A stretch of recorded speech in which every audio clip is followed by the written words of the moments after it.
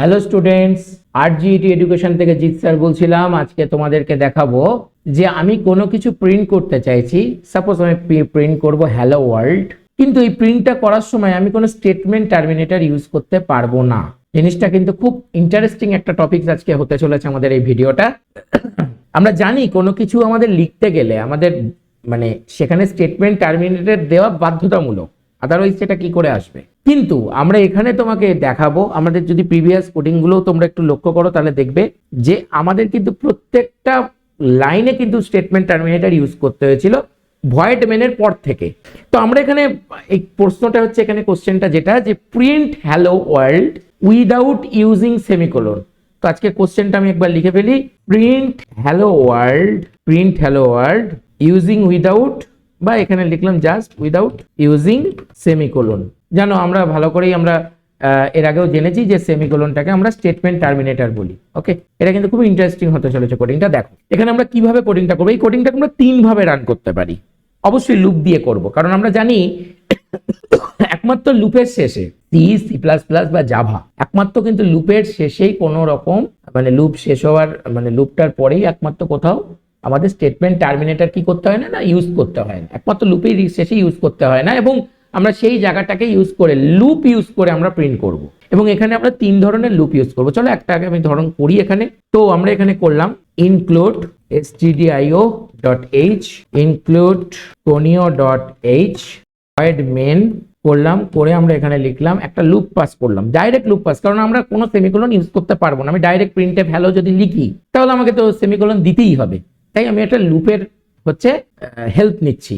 তো আমি কিভাবে করছি, এটা ট্রিকি কোশ্চেন কিন্তু খুব। ইফ প্রিন্টে এখানে কি করলাম হ্যালো, মানে প্রিন্টে ভ্যালুই করলাম কিন্তু ইফ লুপের মধ্যে পাস করলাম। ওকে, সো এখানে আমরা কি করলাম জাস্ট এবার, এবং লুপটাকে কিন্তু আমি ব্ল্যাঙ্ক ছেড়ে দিলাম, আমি লুপের মধ্যে কোনো কমেন্ট করলাম না, আমি শুধু লুপের কন্ডিশনে আমি এটা দিয়ে দিলাম। ওকে, এবং তারপরে আমরা কি করলাম গেট সেইচ। দেখো কি সুন্দর লাগবে এই কোডিংটা, মানে খুবই মানে ভালো একটা কোডিং কনসেপ্ট বেশ। তো আমরা এটাকে একটা দিলাম without semicolon print, without semicolon বানানটা ভুল হয়ে গেছে, সেমিকোলন প্রিন্ট ডট সি। তো চলো এটাকে আমরা রান করে দেখি। দেখো হ্যালোটা প্রিন্ট এসছে, লক্ষ্য করে দেখো আমি কোথাও কিন্তু প্রিন্টএফের শেষে স্টেটমেন্ট টার্মিনেটর ইউজ করিনি, এবং লুপের মধ্যে পাস করার ফলে এটা হয়েছে। তার মানে এটা কি হচ্ছে, ইফের মধ্যেই আমি এখানে কন্ডিশন প্রিন্ট করে দিয়েছি, এবং লুপের মধ্যে আমি কিছু দিইনি, মানে আমি এখানে বলিনি, মানে কম্পিউটার এরম বুঝলো ইফ প্রিন্টএফ ইকুয়াল টু ভ্যালো। তো ভাই কি না, কিছুই না, জাস্ট এমটি ছেড়ে দিয়েছি এখানটা। তাহলে কি হলো, আর কোনো কন্ডিশন আমাকে দিতে হলো না আলাদা করে। তো এটা ছিল এক নম্বর ট্রিক্স। আমরা শুধুমাত্র যে ইফ দিয়ে করতে পারি তা নয়, আর এক রকমের লুপ দিয়েও আমরা কাজ করতে পারি। ওকে, তো দেখো সেটা আমি দেখাচ্ছি তোমাদের। আচ্ছা, এটাকে আমরা একটু কমেন্ট করে দিই, কারণ এটা আমাদের প্রয়োজন হবে না, লাগবে না।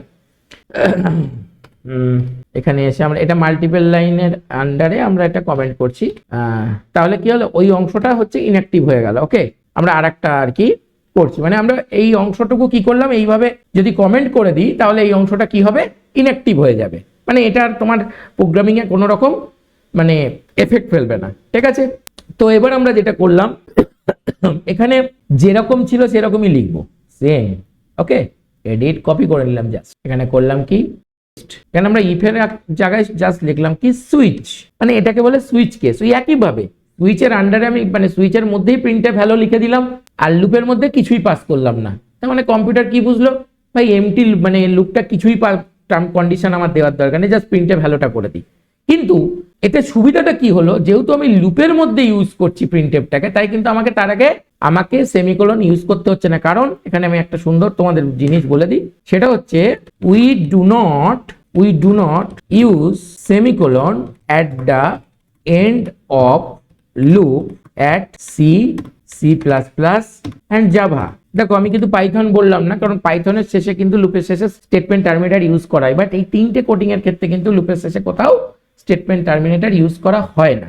তাহলে বোঝা গেল স্টুডেন্টসরা যে কেমনভাবে সুইচ ইউজ করে কাজটা করতে হয়, সুইচ কেস বলে।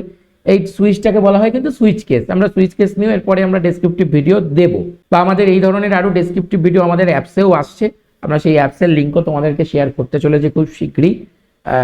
কোনো রকম অসুবিধা নেই, তোমরা দেখতে থাকো। আমার মনে হয় যত ভিডিওগুলোকে দেখবে এবং আমাদের সিরিজটা কমপ্লিট করবে, আমার মনে হয় কনসেপ্ট ক্লিয়ার হয়ে যাবে। তো চলো এটাকেও আমি ইনঅ্যাক্টিভ করে দিই, এটাও আমার আর দরকার নেই সুইচটাকে। এবার আমি আর তৃতীয় লুপ দিয়ে আর কি কাজটা দেখাবো।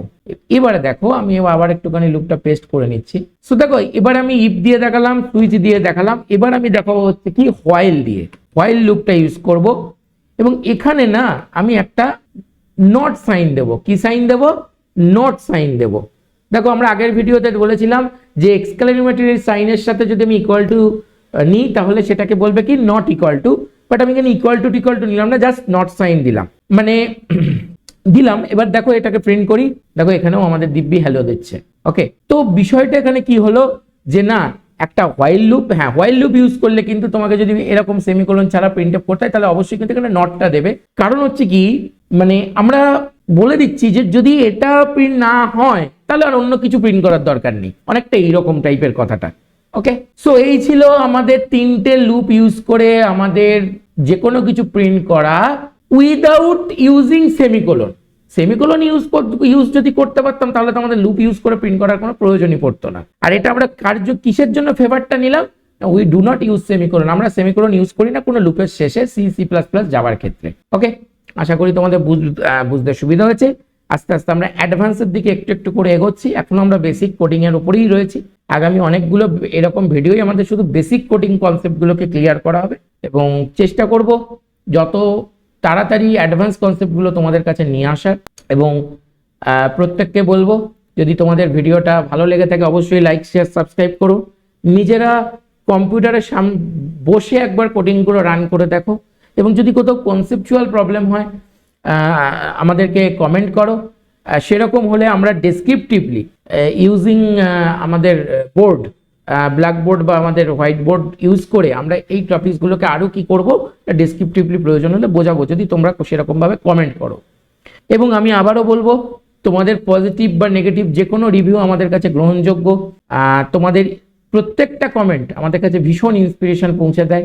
চ্যানেলটাকে তোমরা লাইক শেয়ার সাবস্ক্রাইব করো। সবাই খুব ভালো থাকো, সুস্থ থাকো, খুব ভালোভাবে তোমরা কোডিং করো।